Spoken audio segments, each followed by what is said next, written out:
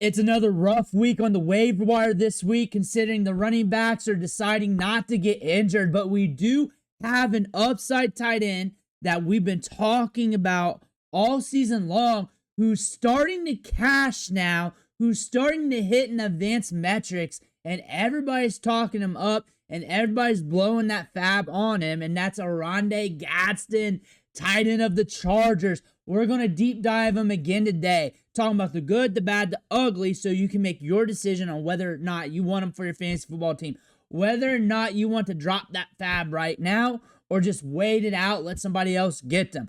Click that subscribe button right now, because we're doing these deep dives every single day on as many players as possible. And on top of that, we're going deeper than anybody else on the waiver wire. We've already done 3 or 4 videos this week. We went 20-some deep on running backs. We're going to do 20-some deep on wide receivers later. And then we're going to help you set your lineups later this week.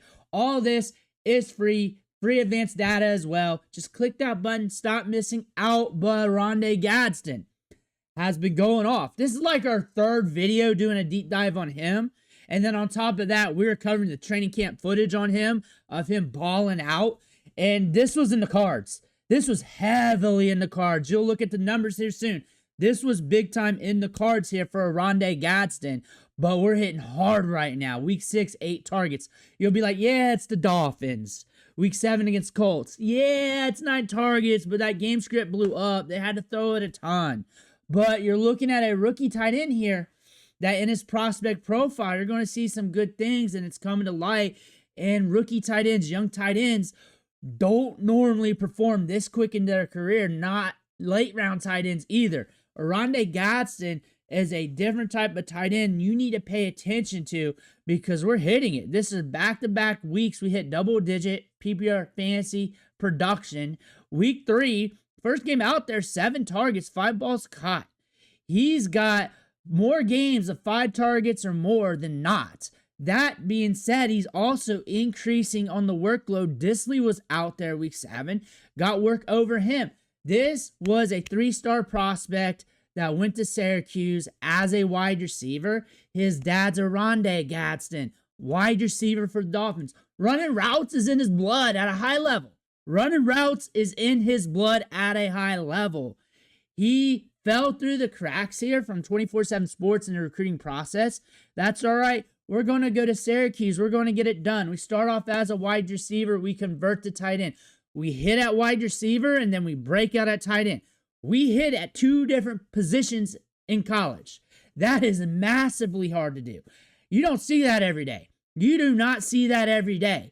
6 touchdowns sophomore season, super junior season, 7 touchdowns at final year in 2024. You're looking at the ADOTs here, 10.3 last year at tight end. Like league average in the NFL is like 6. 10.3, that's huge. Getting deep balls downfield. He's running routes like a wide receiver at tight end. That was huge in the prospect profile. You have wide receiver in his role now, and now he's developing quick to the NFL game. It's not like, whoa, he's got to do this and this. He played wide receiver. He's got a little tight end in him. Now we're developing. We're on the field. We don't have to worry about that point. It's already happened. So now you're looking at these metrics. You're like, hey, this guy's hitting. This guy's hitting pretty good. Last year, 1.89 yards per route ran, but the year prior, 3.53, 2.3, 2.02 on his career. We're getting volume.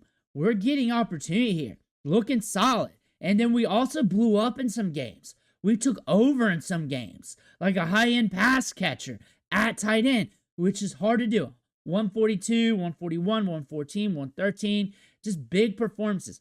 Hanging up 109 on Cal, 106 on Boston College. At that position, getting 10 receptions, 11 receptions, 9, 8, 7. Hard to do at the college level unless you're dominating your offense. He definitely was. You're looking at his market share. He broke out twice. 19.4 is below threshold of 20% his final year, but it's right there. His sophomore year, 32.1% at wide receiver. Right there at age 19. This is a wide receiver that broke out early, who turned into a tight end, who broke out again. That is so rare. On top of that, you got the wide receiver platform to jump off from. So he's more decorated in route running in wide receiver activities compared to any other tight end out there really in this year's draft. Patch catching prowess, creating separation, creating space, manipulating space out of zone. He can do all those things, like ahead of some of those veteran tight ends as well, because during their career as a vet, they're mainly tight end, and they're trying to figure that shit out where he's already got it. It's in his blood, dude. It's in his blood. Everything's looking solid when it comes to catch rate, open target rate, contested catch rate, target share. This guy dominated. Dominated targets, 204 targets on his career. Yards per route run, 2.02 solid. 10.95 ADOT is what I like the most. And you're looking at the size of just athleticism, 6'5", 243. So he's a big wide receiver out there. He's got the size to play tight end, and yet the movement, skills, and ability, 4.72, solid for tight end. 65th percentile, above average. Also in that range, too, when you look at the advanced metrics, you know he didn't live off, like, top-end speed for the position.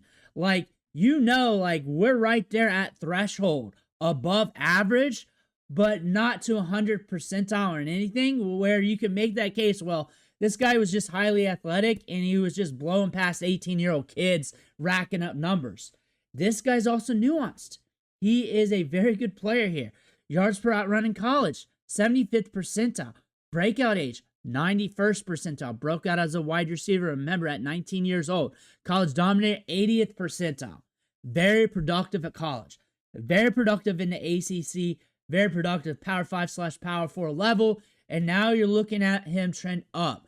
Drafted in round 5 because he's not your traditional blocking tight end, but he can block and he's just good out there. He's good as a weapon. He is a weapon. And that's what you're seeing him as, another pass catcher out there on the field.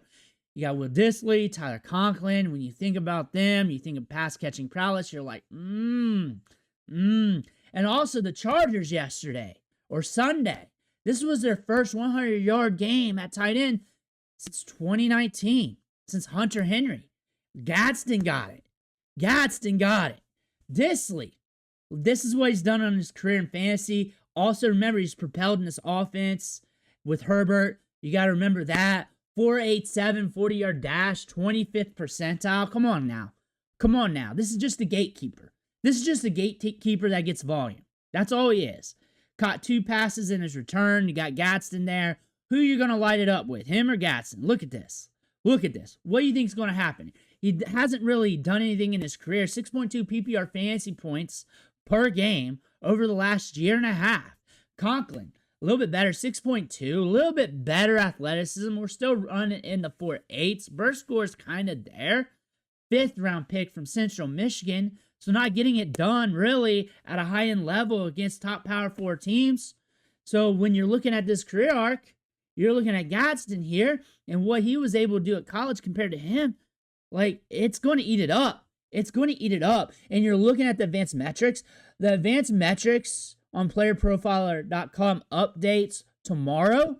But that being said, he's beating these guys in target share. On top of that, yesterday, he beat Keenan Allen in routes ran, 48-46. I mean Sunday, but you know what I'm saying. Got 9 targets, and that was a high-volume matchup.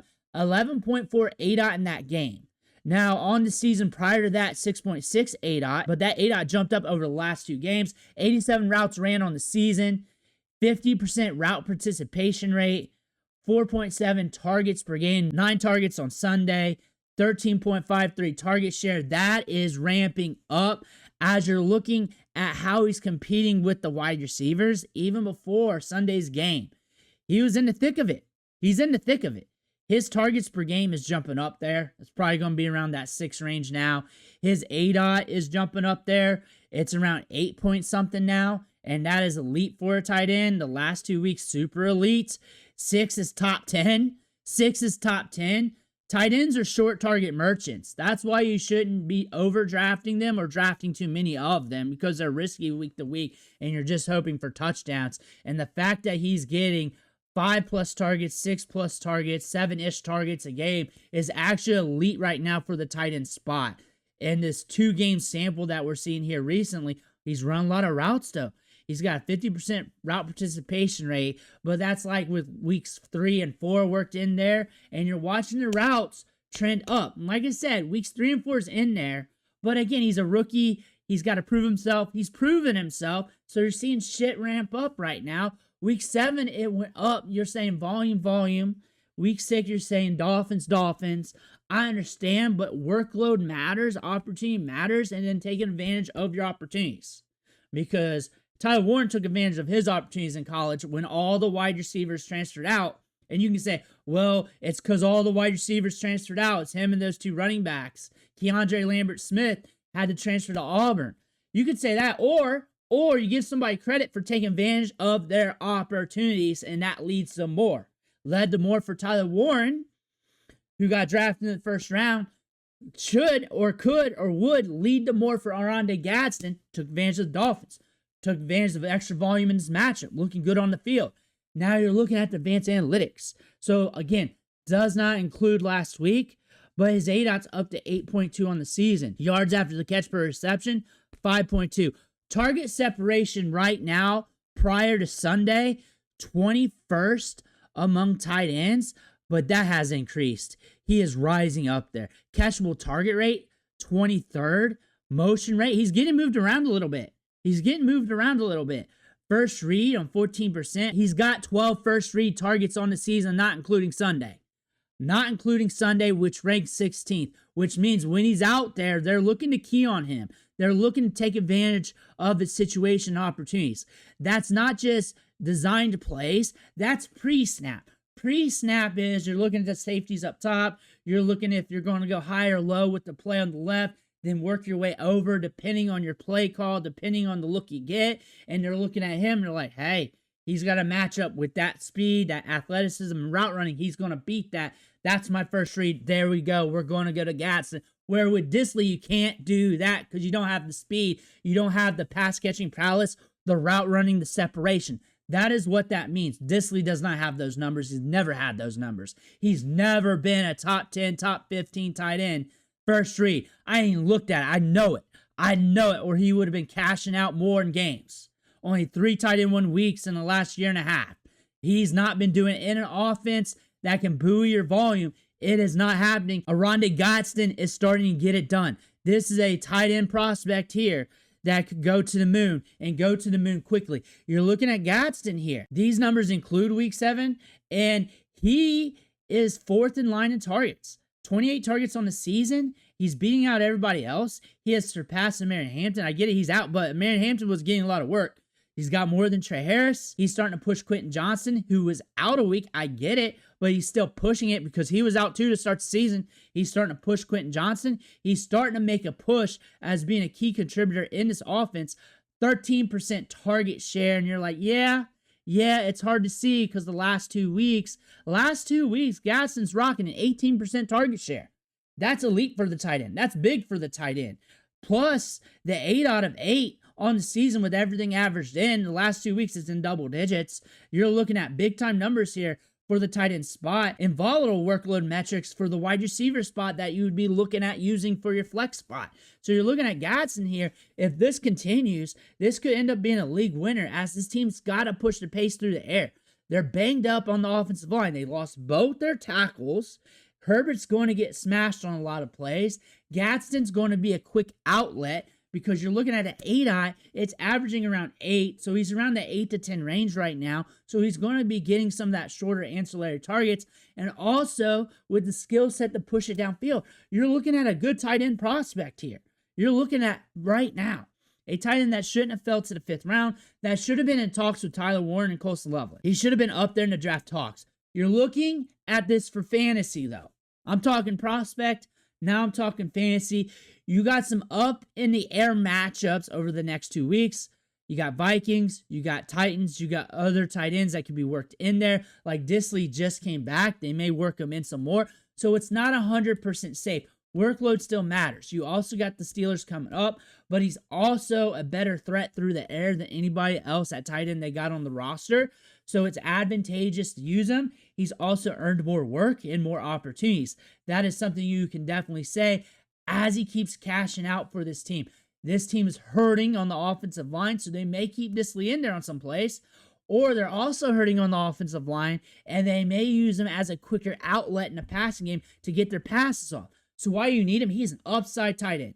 Tight end sucks on the waiver wire right now. Now you're looking at tight ends versus him, and those are tight ends you're just hoping they score a touchdown. They're getting some work in their offense, but sure as hell they're not cashing out like Oronde Gadsden has the last 2 weeks. They're not getting targets like Oronde Gadsden has the last 2 weeks, and they're not getting average depth of target Oronde Gadsden has the last 2 weeks. So he's definitely a flyer to use. He might give you some volatility because that's what tight ends do.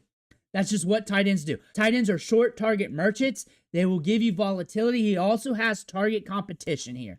So he's going to be risky in your lineups, but he also gives you more upside compared to all the tight ends on the waiver wire. And this is versus waiver wire tight ends because we're talking about waiver wire here. He gives you more upside compared to all of them because there's no upside on the waiver wire at tight end. If you're in a competitive league, a 12-team league, the waiver wire is being worked, there's no upside at tight end. There's just nothing there. There's no hope. There's no hopium. You're just picking up a guy and you're just hoping he crosses the goal line. There's no hopium. He racks up catches and yards. That's the caveat. He is going to be a risk for down weeks because he is a tight end. He's got 3 wide receivers to compete with. Offensive line's jacked up. So that could be roughed up if Herbert's getting sacked like 6-7 times in a game. Game script wise, he's risky. Upside wise, he's like the only play to look at. So he's a guarantee in lineups? No. But is he the biggest upside play that you can pick up right now without having to make a trade while getting rid of capital? Yes. He's good for a pickup. He's worth the pickup. He's worth messing around with in lineups. He's not going to be 100% guaranteed. And they may mess around with him due to the offensive line issues that they got. They may keep one of the other tight ends in some of the series, especially some of the matchups ain't working out with what they got at tackle. Interior offensive line has been a question mark going into the season, according to some of my commenters in my comment section talking about the Chargers in training camp, minicamp OTAs. That was their big question coming in, the interior. Then we get banged up on one side, and then we get banged up on another. So offensive line is going to make this very tricky. There's a lot of tricky specs here with the whole team. Also, some of these game streaks coming up, they could be rather interesting. But all in all, as a prospect, tons of upside where there's no upside at the position at tight end. Let me know what you think in the comments below. I want to hear about that. Make sure you hit that subscribe button on the way out. One, thank you for watching. Catch you on the next video.